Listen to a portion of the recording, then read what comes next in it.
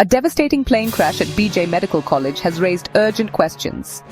Of 241 on board, 240 lost their lives, along with 19 on the ground. Investigators found both engines failed mid-air. One showed brief recovery, the other couldn't restart. Confusion in the cockpit was caught on tape, with no clear answers yet.